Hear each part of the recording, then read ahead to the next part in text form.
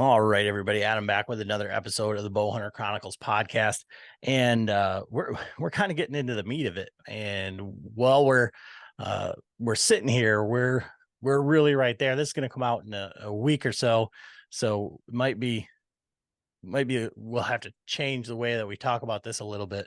But going to be talking with Brian Kieft, BK Outdoors on Instagram. If you've been following along, and if you're following along and you've seen his stories, um, he's the guy that I always look to for the scrape information. And as a matter of fact, while we were up at the Patreon hunt, we are sitting there, and Matt was asking about scrapes and how you'd hunt the scrape, and I said, well, there's a scrape guy right there, and we got to we got to talking, pulled out the maps, and yeah. So how are you doing tonight, Brian? Oh, not too bad. How about you, Adam? Hanging I'm in there.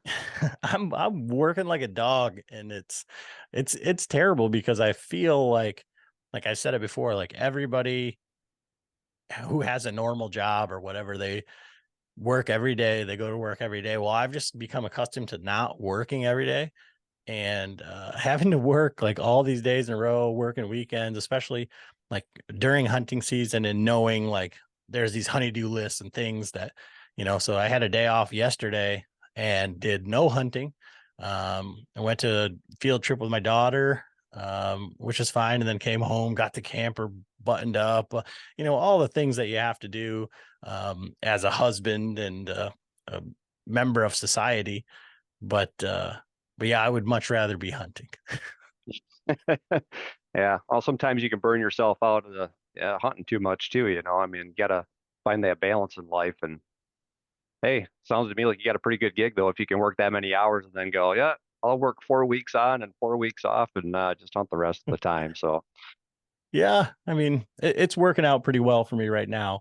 Um, so a little bit into introduction. So what sure. is your hunting history, Brian? So like how did you grow up hunting, and what's your hunting style? So yeah, I grew up, I started hunting at the age of 12. My dad brought us up, started out hunting state land. Pretty much was solely 100% state land for, the first 10, 15 years hunting. Then I started getting into, some private pieces here and there. But my hunting style early on in the early days was really pretty basic at a basic level. My dad, we went out and he focused mainly on, finding fresh sign, um, runways, travel corridors, things of that nature. And it was just basically a real basic endeavor. We'd go up there bow hunting, and bow hunting was mainly just kind of like scouting season for my dad. And when I was younger, for rifle season, my dad was really, more so on the rifle side, not so much the bow hunting side. So bow hunting kind of took the back seat um, to a lot of that. But the way I learned was different than a lot of my peers in that day because a lot of my peers hunted over bait piles. And I was never really introduced to even hunting over bait or anything like that until even like later on in life. Dabbled a little bit of that, like 18, 19, 20 years old, later on. But I learned just how to read sign, do it the natural way, like I said, travel corridors, things of that nature. And that's really where that kind of started. As far as my hunting style today, um, for me, it really is mainly all about scrapes. I deal with scrapes pretty much throughout the entire year, uh, whether I'm setting them up in the spring or whatever, just to get inventory on deer to figure out what's going on. But even even like right now, um, yeah, I mean, I'm mainly focusing on scrapes. About the only time I don't really focus on scrapes is when I start to get towards the end of, say, like rifle season, or when you get into December. Then I try to focus on those late season food sources because even though the deer will hit the scrapes, I've never really been able to get them to be attracted to them like I can during the pre-rut and the rut. So, like it's mainly all the scrapes. I deal with things that I call like mock bedding areas. I do mock scrapes, hunt natural scrapes. Um, but I also like in the beginning of the year, and I put these on my stories too. Like I break my season up into like 15-day blocks.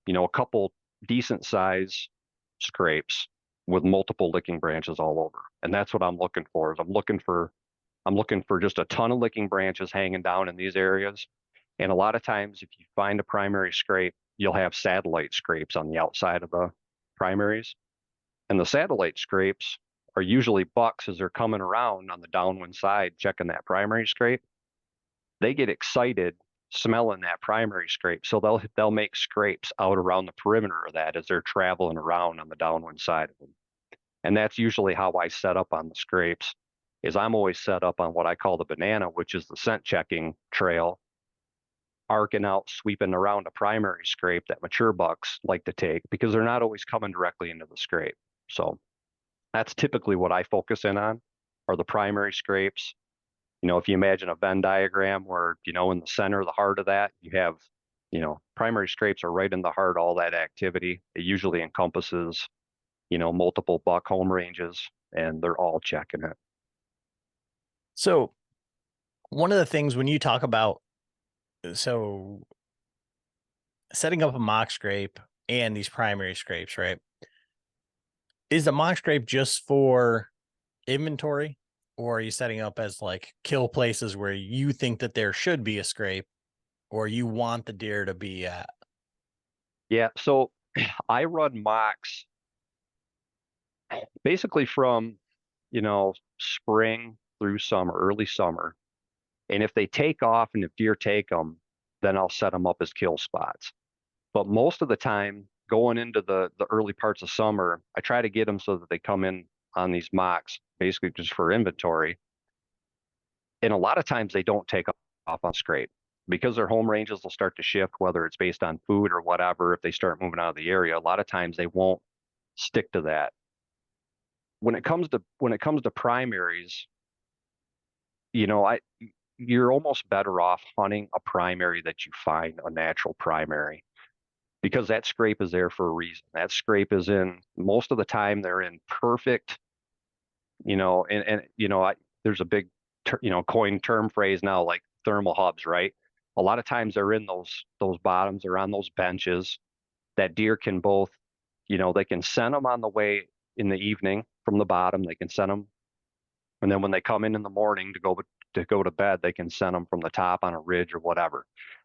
They're usually always in those areas where the thermals are dropping down in there and they can just, send them every which way and check those out. Trying to find those spots and usually trying to find those spots and set up a scrape. Most of the time, if you find an area like that and there's no scrape there, then yeah, try to put a scrape up in a location like that. But 9 times out of 10, you find a spot like that, there's usually a scrape or has been a scrape there at one point. So in that, when you're finding these, and just like this podcast, like as we're putting more and more information out there, the Spartan Forges, all this mapping type stuff where now you can see the topo, you can maybe do a lot more e-scouting, a little bit less boots on the ground, and go in and say, and everybody who's hunted seriously for the last 4 or 5 years who's using these has had this happen where you look at the map, you go in and you're like, that's exactly where I thought it would be. How are you dealing with pressure? Or, that's the one thing when you come upon these big scrapes, it's like anybody and everybody who comes across that is going to look at that and say, well, I got to hunt this or Right. whatever. So, so this may seem kind of gimmicky, but that's why I started doing what I call mock bedding areas. So when you're dealing with public land, if you go out to public land, what attracts hunters? Scrapes. Most scrapes that you come across, and my wife and I were just scouting a piece of public not too long ago, and come across a cell cam on a scrape. Your typical thing that you see nowadays when you're scouting public land, right pointing right at the scrape. It's one of those things. It's like scrapes attract not only predators, but they attract hunters. So when I mock some areas on public land, I focus on what I call mock bedding areas. And what I'll do is I'll set up a thicket and I won't put any scrapes in there. I send it up as if it's a doe bedding area. And then I set up and hunt in that and the downwind side of that. And I let bucks hit those scrapes and make their own scrapes around the perimeter of that. Because I've had it where if I set up a scrape, it attracts other hunters. And before you know it, it gets blown out because then they're in there dicking around, walking around, hitting it all up. So when it comes to the public areas, I really try to hide where those scrapes are in certain thick areas. But if you're trying to make a mock for a primary, most of them are in like little clearings that have good perimeter cover. Sometimes you can't get away from it. You're going to have people walking through there, walking by them. It's just the gamble you take. So you try to conceal that stuff as much as possible. But yeah, you're right. I mean, in today's age, I mean, everybody's looking for that kind of stuff. So, but when it comes to time for season, when you set up for like a kill time, that's one of the reasons why when I do make mocks for like when it's a kill period, is I set myself up for about a 2 to 3 day window. When I send an area up, I'm expecting basically to hunt that spot for 2 to 3 days, morning, evening, as much as I can in that time frame before a buck figures out what I'm doing to give me an opportunity and for before other hunters can even come in and figure out what you're doing. So And when you say send it up, are you saying when you go in there and you put your scent in there, or are you using like attractants or like that sort of thing? yeah, attractants. Yep. Okay. So what is your process for doing that then? If you're going to like So send up an area? So, okay, so what I do is I do totally different than probably what 90% of people do when you come across scent. So I used to do just like everybody else. When I first started hunting scrapes, setting up scrapes, I would go and buy scent drippers, right? Everybody buy a scent dripper. You hang a scent dripper and you have one scent. Um, it- over the years, through trying different things and different scent, running even drag lines from scrapes to other locations, trying to pull deer off of scrapes to where I was hunting. I started incorporating other scents to where I wouldn't use just one deer scent. And I started to realize that I was having more success using multiple types, multiple brands of deer scent. And when I say that, I'm talking, you know, whether it's, you know, golden estrus or tinks or whatever. You go to the store, and what I would do is I just start buying just about everything that I could. And what I found, and it's kind of funny, and here again, it's going to kind of sound gimmicky, but my philosophy and my theory on that is it's a confusion thing with bucks. If you go in and you use one scent, and you have to remember, like, I see a lot of guys, you try to be as scent free as possible when they're making these mocks. Some guys are wearing rubber gloves, trying to be as scent free as possible. You can't ever eliminate your scent 100% in those areas when you're doing that. So when a buck comes in and you're using one scent, let's say you're using Tink 69 and it's you, it doesn't take long for a deer to figure out, okay, I just marked this is a guy. They're going to mark you. They're going to know exactly. They're going to know your scent. They're going to know your scent marker. They're going to know that, hey, that's Adam Miller coming in here and he's putting down Tink 69. And then they're going to smell you down the line or whatever. You come back in the next day, it's Adam Miller putting down Tink 69. What I do is I go down and I go in and it's Brian Kieft putting down Tink 69, Power Scrape, Golden Estrus Hot Scrape. I'm putting down all kinds of stuff. I want that thing to smell like a French whorehouse. And excuse my, my French on that, but I want it, I want it to be so scented up that it almost confuses the deer and they don't know what the hell's going on in there. And they get to a point where, nobody likes to not be invited to the party, right? So when that buck comes in there and he smells that, or he gets a whiff of it from a mile away, and he comes in and he tries to determine what's going on in there, he can't differentiate Brian Kieft with Tink 69 anymore. He's got all these other deer scents that he's trying to figure out what the hell's going on. And a lot of times he can't figure it out. And that gives me just enough time window within a 2 to 3 day period to attract as many bucks as I can into that spot and hopefully kill one. And is that your strategy? Like 99% of the time it works 100% of the Yep. time. Like that's what you do every time. Well, it doesn't work every time, but it worked on the buck that I just killed a week ago. So, Uh, and you know, just for an example, like the buck that I killed a week ago, um, I was after a target buck, okay, and I had pictures of this deer going up to October 2nd. I knew where this deer was bedding. I put a setup. This wasn't a mock, but I tried to hunt his bedding area, and the wind shifted on me that night, and I'm pretty sure I blew out the bedding area because he never showed, he never came out, and I lost him on camera for about 2 weeks. Um, a buddy of mine who hunts about a mile and a half away sends me a picture of a new buck that he had come up, and it happened to be that deer on my hit list. This was 3 days before the cold front came out, so I went out and I did my setup. That next night, that buck was on my place. So and that deer was a mile and a half away. He came in, and for the next 4 nights, he was in and out of that area, scent checking that whole spot. Saturday night, he daylighted at 6:40. I wasn't in my stand because I planned on hunting it Sunday. Because before we get too far into it, because I try to time these setups too for when the cold fronts come in, and we'll get into that. But he was there that Saturday. I missed out on the opportunity for him. So I hunted it Sunday. And then that's when that random buck showed up that I posted on, the one that I shot last week. He ended up showing up that afternoon, and I ended up shooting him. So, and like I said, it usually gives you, and the reason I say a 2 to 3 day window, if you ever looked at some of my other stories where I talk about reverse camology, where I set up trail cameras on my access to certain stands, I've come to determine that basically you have a 2 to 3 day window before a deer will actually figure out that they're being hunted by you. And so, you can hunt a spot. A lot of guys, when they're being mobile, they'll go in and they'll hunt a spot and then leave.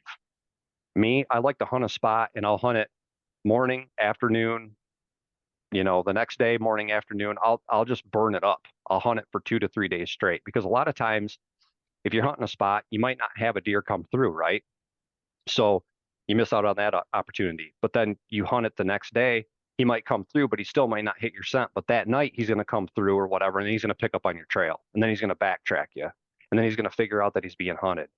At that point, that spot's burned out, and then you got to move on. But I look at it as you always have a 2 to 3 day window to go in and kill that deer, not just a 1 day window like a lot of mobile guys, try to do. So, and that's why I say, when I set these things up, I'm looking for that cold front to come in. So you have that high pressure coming in with cold temps coming. So you got about a 3 day window right there. So I time it with that cold front, because that's when those deer are going to be moving. If you can set it up, if you can give them a destination to go to that they can pick up on that scent and go, man, they're getting up in daylight. They want to, do some traveling. They catch all this scent coming from an area, from a zone.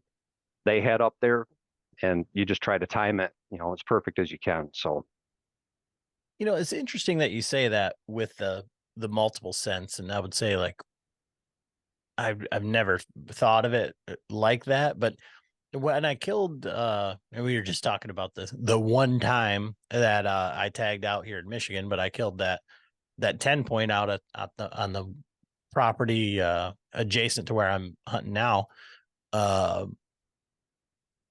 I had some samples. I'd done a podcast with Josh Smith from Wild Carrot Sense, and he sent me a whole bunch of stuff. And I had the doe and estrus, and then there was like mature buck, like rutting buck scent. And so it was like I'd seen these deer on their feet. Like I knew like that deer were out searching, chasing, doing all that stuff. So I put both of those out on the trees out in front of me. And kind of like what you'd said about that, the young bucks coming into that scrape and, not really wanted anything to do with it. Like the first deer that came by, I had a spike probably 80 yards away, sloshing around, and he was like walking back and forth, but he didn't want anything to do with coming over by me. I was grunting, I was doing all sorts of stuff. And then all of a sudden I heard a second set of, footprints sloshing in there. And then that's when that 10 point came right over, right on the string, right to where I had that scent out. And I guess I didn't really ever think about it as like, oh, he was curious or whatever. He was like, what's going on over there? I just thought, you think, oh, well, if he's the dominant buck and there's other dominant bucks in or whatever. But I guess that makes a lot of sense. And you're right. I mean, I think you've already said this, but it just seems kind of hokey, like very much like the Elmer Fudd guys. Like, I'm going to buy every single gimmick to try to get the acorn cruncher and all the things. Right. And that's what it is, and I do realize that because, in today's age, especially with the podcast and everything, it's glamorous, right? It's glamorous to go, man, I got this buck pinned in this bed and I'm gonna hunt his exit trail. I'm gonna, I'm playing the thermals. I'm doing all this stuff. It's glamorous to hunt that way, right? In today's world, it's, you know, uh, you're doing everything right. You got this deer figured out. But there is another way, and scents are another way. But using them, like I said, I found that for me, there's a right way and there's a wrong way to do it. And when you're only using one, and I'm gonna kind of take a step back because I'm kind of old school in the fact that even every deer that I shoot, I still cut the tarsals off and I still use them in some retrospect. And if you've ever used a deer tarsal from a deer so if you use a deer tarsal in an area where that deer was shot, and I've had this multiple times, I've hung the tarsal up and I've had deer come in that I knew ran with that buck. And it's really crazy. You'll watch these deer come in and it's like, where are you at? It's like their long lost friend. They know the smell of that tarsal. They know that it's that buck. And I'm 100% convinced that those bucks, especially when they get to that 3.5, 4.5 years old, if you're hunting them in an area, they know what Adam Miller smells like. They know what Brian Kieft smells like. They, the whatever boots. If you're wearing the same boots, you're wearing the same hunting clothes. They know what that smell is. They know who you are. And if you're a guy that goes out and, like I said, you go and buy, like I said, Golden Estrus, and that's your favorite brand of scent, and you go out and you're putting it out, those deer will begin to mark that scent with you. So everywhere you go, and this is why I think it doesn't work for a lot of guys, and they don't put faith into it. Oh, it's just a gimmick. It's just a joke. They'll go out and they put that scent out, and they're constantly doing it. And then those deer, they put that marker on you, and they know that that's associated with that. But then here I come, and like I said, I don't make one scrape. I'll make 3 scrapes, and I'm hanging licking branches all over the place. And I'm hitting all those scrapes with different scents. I'm taking doe pee and I'm putting it out. See, I hunting scrapes for so long, I've never physically watched a doe ever urinate scrape. So when I take doe pee, I don't put it right in the scrape. I put it on, spots around the scrape in the area, like a doe had urinated over here in the corner or whatever. And that's how I'm setting these areas up. And yeah, it does sound kind of hokey, but if you've ever found really fresh feed sign, like if you go into the timber and you find a single oak tree dropping in the woods, those areas are tore up. There's scrapes everywhere. There's rubs everywhere. There's piss and shit everywhere. You don't smell it because you're not a deer. You don't have the sense that they do. But when they come into those areas, I mean, it's like, okay, there's some stuff going on in here. And that's what I try to replicate when I'm doing scrapes or if I'm doing like mock, doe bedding. I just go all out. I go all out, and I do so much of it that it almost mitigates my profile with any other scent in there. And those deer come in, they try to figure out who the hell are all these deer coming around in here, and it kind of sends them into a frenzy. Most of the time, if I know that there's a shooter buck somewhere in the area, most of the time I can draw them in. And like I said, I got 2 to 3 days to do it. After that, if I'm in there too much, then I put too much of my scent in there, and then I end up blowing it out. So in that 2 to 3 day window, when you go in there to this area, are you sending it up every single time? So you've got your 3, 4 bottles or whatever, and you're putting the scent out at each sit, morning and night, or how are you doing that? Nope, not every time. But what I do when I first set them up, I don't put any doe and heat out. I so when I killed that buck last week, I set that entire area up, used all kinds of different scent, and then I let it sit for about 2, 3 days. That buck was in there, maybe it was no, it was 3 days. He came in Saturday night, he was there, and then like I said, when I went to go after him Sunday, after I got done hunting Sunday, then I had some doe and heat, and I put the doe and heat out usually the second day that I hunt. So I do freshen up the area, but I don't freshen up like what you might think. Like when I set it up, I'm going balls to the wall and they're setting it all up. I go in there, hunt it the first day. When I come back in the afternoon, when I'm done, sometimes I'll scent it that night so that the deer will find it that night. Or the next day on the second day, after I get done hunting in the morning, I'll scent it and then I'll come back and hunt it again in the afternoon. That's how I killed that buck on Sunday. I used doe and heat. I hunted it Sunday morning. Didn't see, well, I had some deer come through. I had a doe actually kind of skirting around the side. When I got done, I got down, I put that doe in heat and a regular doe urine out in a couple spots. Then Sunday night, that buck came in with 2 other bucks, a 3 and a spike. And then there was a couple yearling does that were getting chased and they were running around and came in. So yeah, it's not as um uh exaggerated as when I set it up, when I hit them again. And the other thing too is when you think about scents, my philosophy is more and less. So when I set them up, I want to use as many different brands or as many different types of deer scent that I can, which, like I said, to me simulates it would be multiple different deer that they have a hard time figuring out. But I don't put a lot down. I think that's another thing that I need to kind of point out there too is that, a lot of people, some guys will take and they'll put the whole bottle, dump the whole bottle out into a scrape or whatever. I mean, I'm talking just minimal amounts. Um, like if you can smell deer, like a rutting buck, you can smell them if you're downwind them or whatever. But, you open up a bottle of deer piss and it's really strong. So what I do is if I buy, like just a small, a little bottle of doe and heat or whatever, I buy like little atomizer tops if they don't have the little spritz top on them. And so like when I do put that doe and heat out, I'm just doing like one spritz. I'm not dumping any out. I'm not doing a bunch. So it's kind of a more or less philosophy. You don't need a ton of it at the time, but you want a ton of different um, markers or different deer in there to simulate like there's a lot of stuff going on that buck doesn't know about, and he's trying to figure out what the hell's going on in there. So I had mentioned earlier when I pointed Matt in your direction about the scrapes.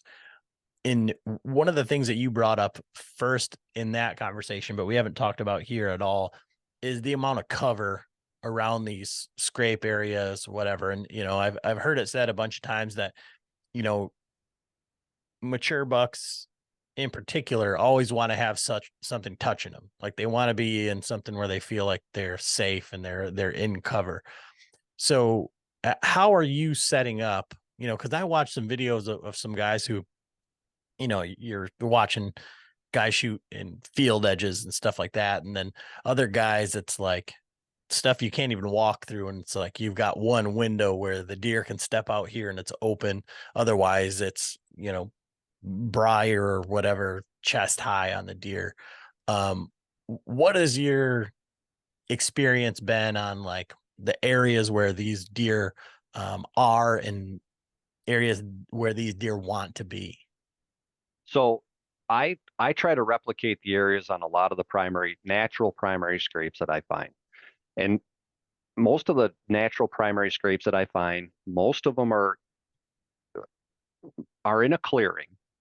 And I'm talking, the clearing is maybe a 10-yard diameter circle, 10 to 15 yard diameter circle clearing where these scrapes are located with really good perimeter cover. Most of the time, actually all the time, I'm always set up in the cover because those bucks, they like to come in and they stick to that thick edge, but they like to see down in that and see the scrape before they enter most of the time.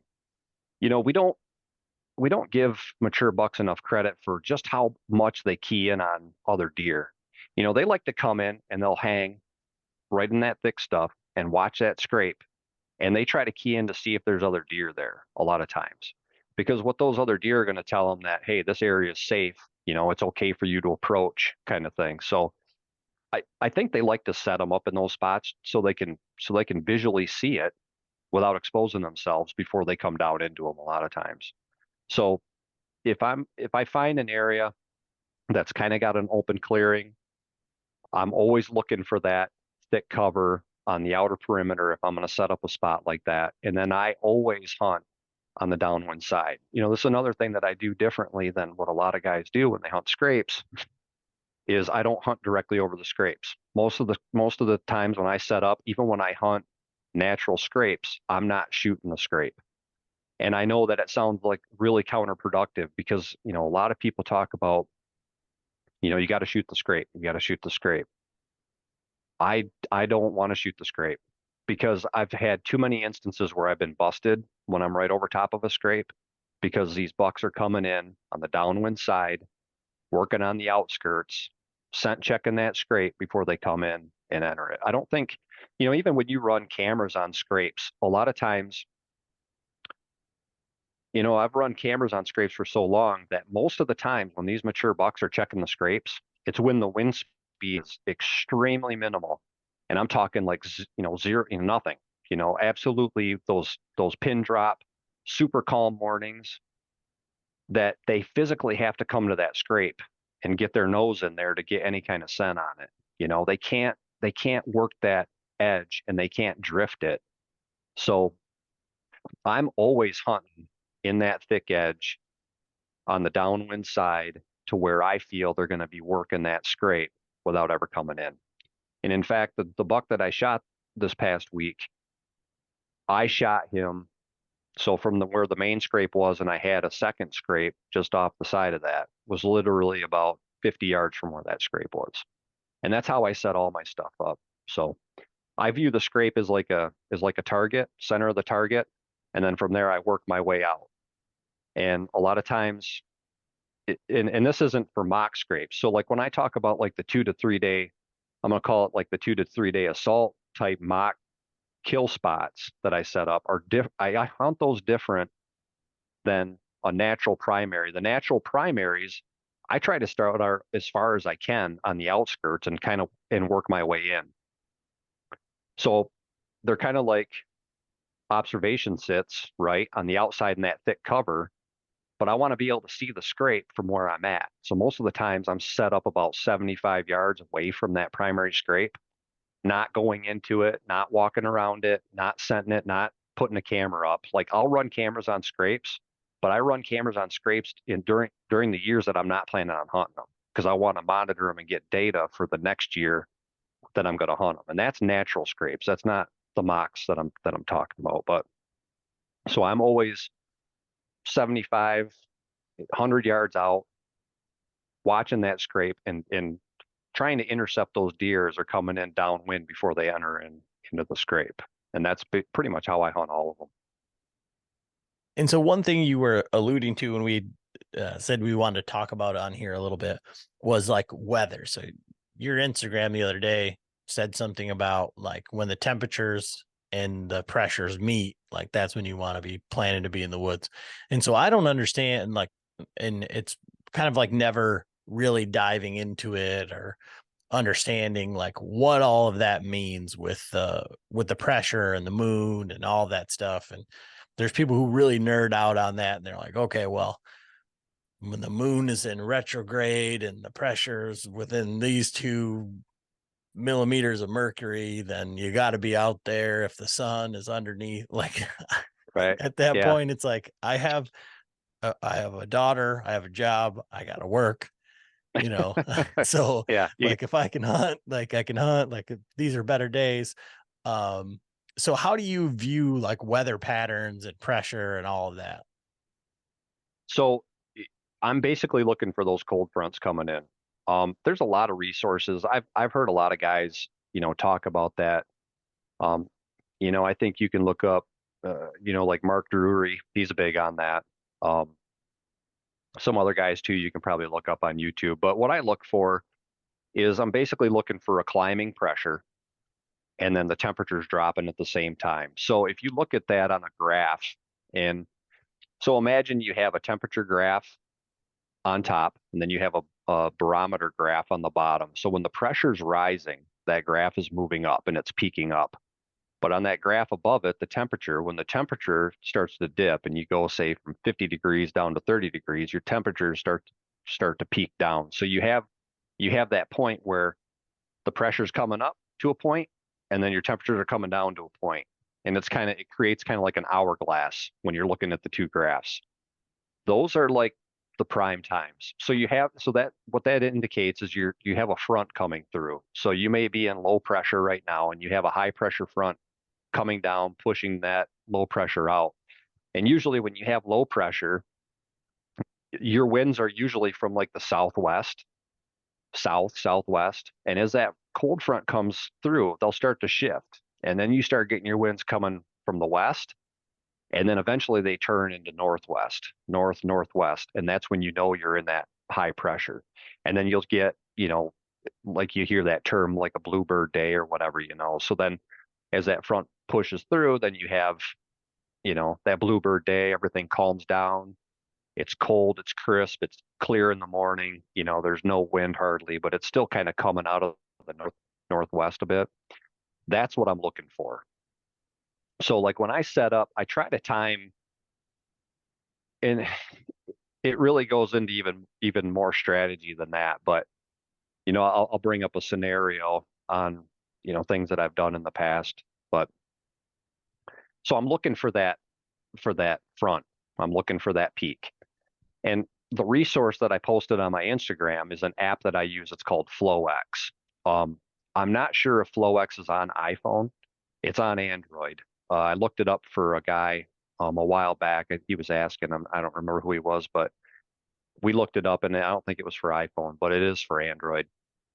If you get on Weather Underground on your computer, Weather Underground, when you look at the forecast, will have a chart similar to that. And I'm pretty sure they actually position the temperature and the barometer. I think they're in line with what I'm talking about. FlowX, you can take all kinds of different charts. You can take wind speed, you can take barometric pressure, you can take temperature, and you can move those graphs wherever you want. So you can position them however you want. So that's the app that I use. But getting back to when that front and how I time, like when I'm setting up those kill spots, is I watch for when that's coming in. So I'll set up if I know a front's coming in. So we'll take, for example, this past weekend, that front was coming in. I believe it was Friday up into Saturday and tapering back off Sunday. I'll set those kill spots up anywhere from 2 to 3 days before that front so that it can be scented and have that all ready to go so that when those winds start to shift and start pulling down, if you set those areas up right, and if you know that you have a mature buck or a shooter buck that you want to hopefully draw in, if you set those areas up northerly of where, say, a bedding area is, if you know this deer's bedding down in this spot, and you set that kill spot up in the north, you can set that up. You're not creating a bunch of noise that's going to transfer down into that bedding area or what have you. And then as those winds start to shift from west to northwest, it's going to start to blow all that scent right down into that zone that you want to start pulling all those deer up from. And they're going to start coming up, nose to wind, heading up into that area. And eventually what they'll do is they'll hit that spot and then they'll set up camp around there. Because if you've ever, that's another thing why I don't really hunt bedding areas, because bucks will shift their home ranges, following those does around, they'll start changing and setting up, different bedding zones and whatever to keep on and monitor does before as they go into heat. So when you start getting into this pre-rut stage like we're in now, rut, you'll start getting those bucks start moving, and they'll set up camp around there for, the next day or two until they can figure out what the hell's going on in that kill spot. So I try to time them for that when that pulls and shoots all that wind down, hopefully trying to draw deer up into that kill zone. And then because it's a perfect storm, because that front is already it's going to force deer to move because of the high pressure and the cold temps. It's going to get deer on their feet. So you want to take advantage of that. So knowing that they're going to be up on their feet, you want that kill zone to push all that scent down into where they're at so that they move right up onto you, and hopefully you get an opportunity at them. So that's kind of how I time the pressure and the temperatures and all that stuff around that. So I'm going to pose this kind of like I when I talked to Jacob Sklenar, right? It seems like this is very much a system and like very calculated. Like if I do these, it's like a formula. If I do these 7 steps, then I'm going to kill a deer, right? And so for you, like what would you say, and not necessarily on the kill, but the success rate and seeing the deer that you want to see, translating that into like success. So a successful sit would be having it set up. Maybe it's not the deer you want to kill or whatever, but pulling deer in. And then 2, like what would be like a complete failure, and how many times like do you have to fail in a row to be like, okay, I need to switch something up? You mean if you were just trying this tactic for the first time? Yeah, I mean, I'm always looking at this from like the listener's perspective, and Yeah. as you know from the Patreon hunt, there's a lot of guys that are learning, that are trying to figure this stuff out, and that are going to try to implement whatever they can Mhm. to up their odds of success. And this seems like a very like A, methodical, like B, well thought out, and C, like uh, doable, right? So Yeah. you don't have to It's go in one step every 15 minutes and find a deer that's bedded and all this stuff. Like right. you're kind of like bringing the deer to you, right? Yeah. So yeah. So for one, there's probably a few things that we probably didn't go over when it comes to that. So, I'm big on setting up. So I always try to give the deer the wind. I'm a my big philosophy is, and I wouldn't say it's a philosophy because I know that there's other guys that feel the same way. Most of the bucks, from trail cam data, from just years of watching deer, they always travel with a wind advantage, whether it's wind to nose or I always see them traveling tailwind. And I'm always set up so that the wind is always blowing parallel to where I want those deer to come from. So when I set these spots up and I go back to that wind scenario, right? So when those winds start to shift from the northwest, I want that bedding area down in the southeast, basically, right? So that northwest wind's coming down, that bedding area, or wherever I feel like those deer may be, are going to be in that spot because I'm going to pull them from there. Because when they have the wind to their nose, they're going to be more apt to show themselves during daylight in that spot. Because if a deer has the wind in their nose and they can scent an area before they come in there, they feel 100% comfortable coming in. That's why you'll see deer, one night you might not have them come in because they didn't have wind in their nose from their bedding area. So they wait till dark to come in there until they get a full wind advantage. So I always set it up. So when I come into those spots, so if you're setting these spots up, you have to kind of be thinking about, okay, how am I going to access, right? So access is number one key to these areas.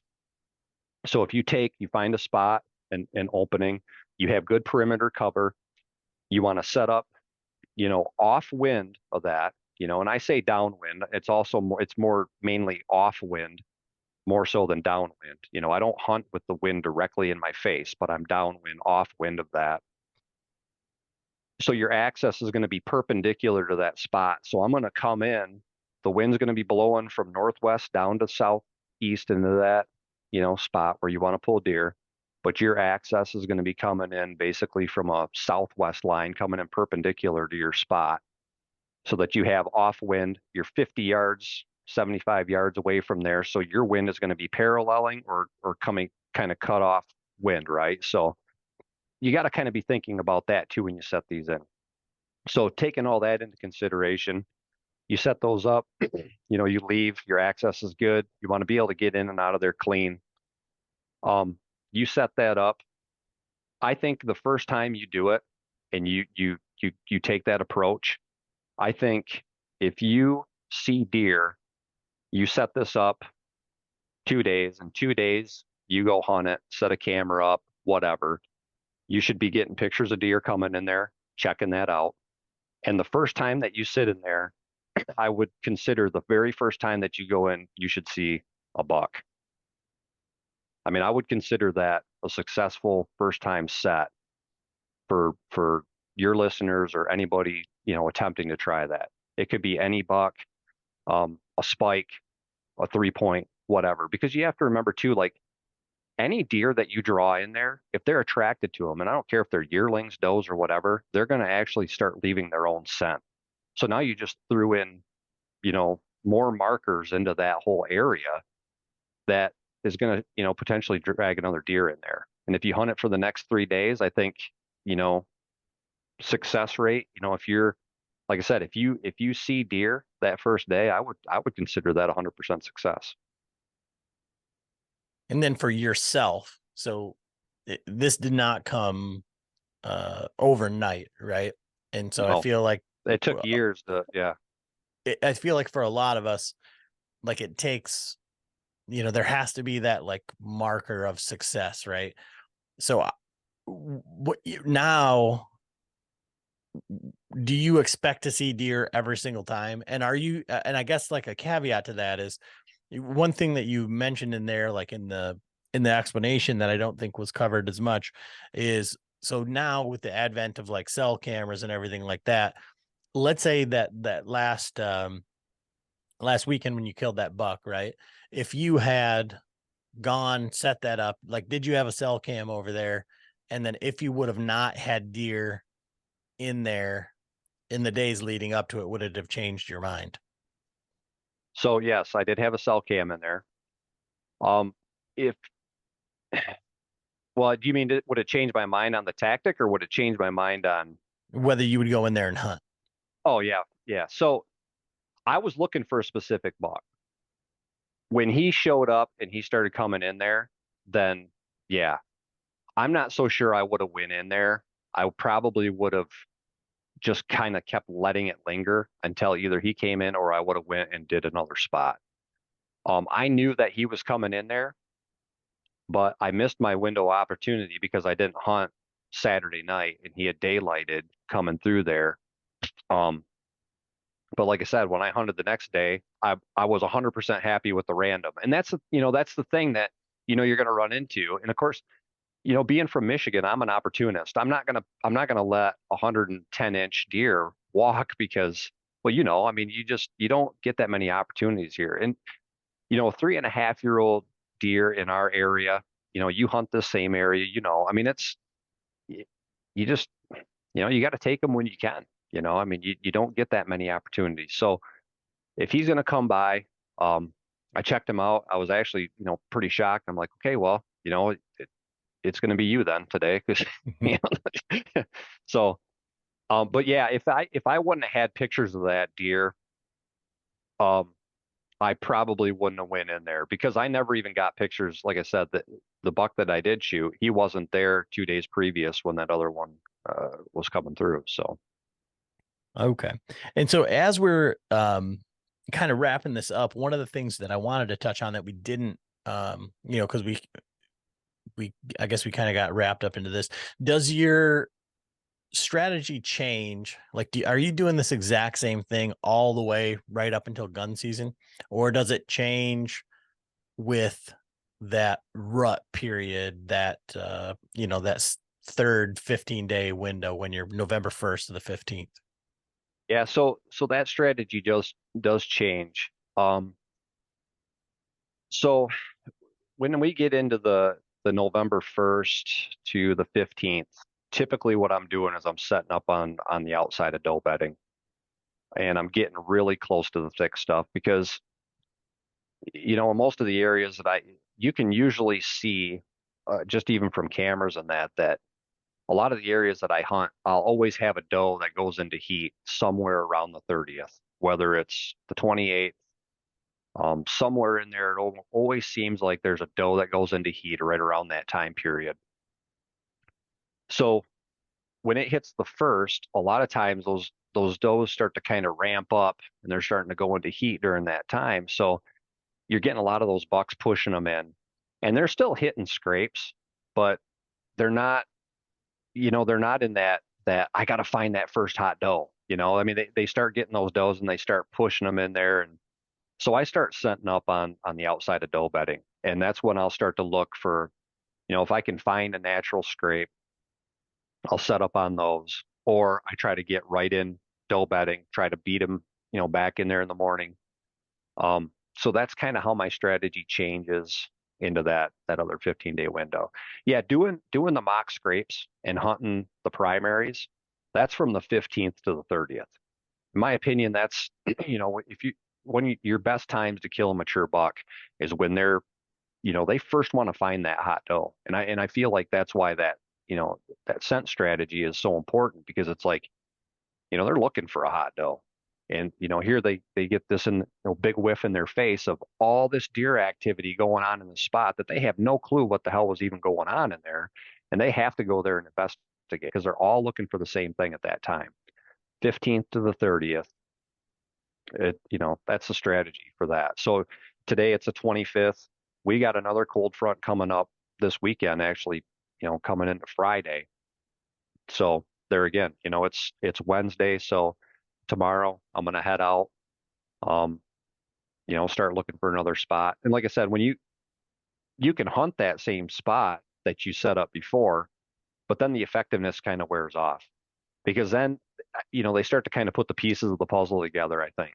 And then it's like, okay, well, I didn't find, kind of seemed like Mary Jane was here, but I can't find Mary Jane, and I can't, you know what I mean? So they're trying to look for all these deer and they can't figure out what the heck it is. So then your window of opportunity closes after that 3 days. Um, you're better off going to a whole different area and just repeating the process, doing it over. That's awesome. I think that's going to help a lot of guys probably next year, or a lot of guys that where their rut is kind of a little bit differently timed than here in Michigan. Uh, but like I say, so are you, because you said you focus mainly on scrapes year round. So are you looking for like scrapes or buck activity on the downwind side of these doe bedding, or are you just setting up on perpendicular trails, just getting the cruising bucks from the 1st to the No, 15th? yeah, I'm looking for scrapes on the outside of that too. Yeah, because I if I can't see, that's the thing. Like with the mocks, I would much rather prefer to actually hunt a natural scrape than do the mock, because doing the mocking and the kill spots, it takes a lot more work. You have to go out there, you have to set these areas up, things like that. You have to put the scent out. Whereas, you go in, you find a natural scrape on the outside of doe bedding, set up on it. Literally all you got to do is just bring your gear, bring your saddle, your platform, your stand, set up on that. And hunting a natural scrape, in my opinion, if it's hot, is just as effective as doing, any of the mocking things. So yeah, that November 1st to the 15th, I'm looking for that buck activity, that cruising activity on the downwind side of those, because it seems like that's where they really shift their focus, because they move in closer to those areas, and that's where they're honing in on. And at that time it's so frantic at that time that they can differentiate between, the bottle piss that you're putting out there and an actual real doe and heat. They're going to go after her and they're going to, track them down. So I don't usually mess with the scents in that during that time period. Just focus on the natural. Okay. Okay. So it turns out that Brian also makes some hunting products here and there. And do you make anything for scent? No. Yeah, unfortunately, I'm not trying to sell any scent. Nope, just gear straps, bow hangers. Yep, And stabilizing straps. yeah, I was gonna say that's what the stabilizing straps is something where, I always got my climbers secondhand. So I never knew that a two-piece climber like was supposed to be attached. And you'd Yep. think that I would learn my lesson. But no, I dropped the bottom of the stand twice.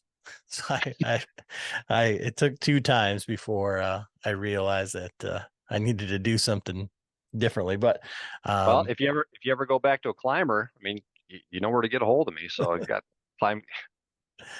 yeah, Brian makes some pretty great products. So you've got the jawbone and the goat, which I think most people have maybe seen. But you've got some things for aiders and bow sling and stuff like that. So talk a little bit about those, maybe the products that people aren't maybe familiar with. Yeah. So our big products are the goat and the jawbone, which are, I wouldn't say saddle specific, but the goat pretty much is saddle specific. The goat is a gear hanger, which converts into saddle suspenders to hold your saddle up as you're walking out. So the benefits of that is, it makes you more minimalistic because I don't like to carry a lot of stuff into the woods. I try to be streamlined. So if I'm wearing the saddle, you can hook the goat around your shoulders and it 3 points into the back of your saddle, keeps your saddle up. And then when you get to your tree, climb up, you get in your platform and you tether in. You take the goat off. It's got saddle suspension tabs that hook into your saddle. You take the goat off and you wrap it around the tree, and it becomes your gear hanger for the tree. The jawbone is a bow hook. It's a aluminum 6061 bow hook that integrates really well with the goat, but it also integrates really well with just about every gear strap on the market. Um, uh, you know, Gear straps from Latitude Outdoors, tethered. If you have am steel, you can make your own, and the jawbone will work with any of those to hang your bow in the tree. Um, we make stabilizing straps or steady stand stabilizing straps. That's what I started the company with. We still make those today. Um, and beyond, popular belief, the climber is still alive and kicking. People still use the heck out of climbers, so that's still one of our top sellers. And then yeah, then I have the Dominator, which is it's a single step aider that attaches to your climbing stick that has a flexible foldable standoff system on the bottom, which keeps your step away from the tree. So it makes your descent a lot easier. So if you've ever used a climbing aider, um, you know that if you're on a leaning tree, it can make it real difficult because gravity is going to want to pull the bottom step of your aider up against a tree, not giving you a whole lot of foot room. So our standoff system keeps that step away from the tree, so it makes it easier for your descent and get your boot in there. And then we make some other straps, our MUP straps, which are our mobile utility packing straps, which work great for tree stands. Some 3D printed stuff, like our Saddleman's hook, which is a multi-purpose hook that attaches to your tether or your lineman's belt to aid in hanging your platform before you hang your platform, kind of thing. It also helps contain your lineman's rope, and some Euro hooks. Yeah, quite a few different products, other little small items, but yeah, that's pretty much the game we're in, mobile hunting. So Yeah, it's one of those things where once you start to build something, you're like, oh, well, I can make that, and I can make that, and I can make yep. that, and it kind of spirals out of control to Yeah, to some and degree. that's it too. I mean, all the stuff I start out and I make it for myself, really, and then some friends will get it and people that I know, and if it works out and find use in the product, then yeah, I'll put it, bring it to market or whatever. But yeah, it all starts with me finding a need for it really, I'm not just trying to make stuff just to make a buck, just to, so I can go buy a new car or anything. It's just, I'm making it for myself, and if people find it useful and, they want to send money my way to try it out, and more power to you, so. Awesome. So where can people check out your gear if they got more questions about any of the stuff we talked about here? Like, how do they get a hold of you? Yeah, I'm more active on Instagram than I am Facebook anymore. So BK Outdoors LLC on Instagram. Our website is bkoutdoorsproducts.com.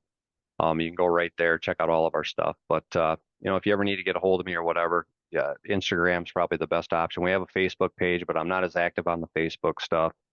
Um, so yeah, pretty much there. Well, awesome, Brian. I really appreciate you coming on tonight, and good luck for the rest of the season. Yeah, you too, Adam. Thanks for having me on, man.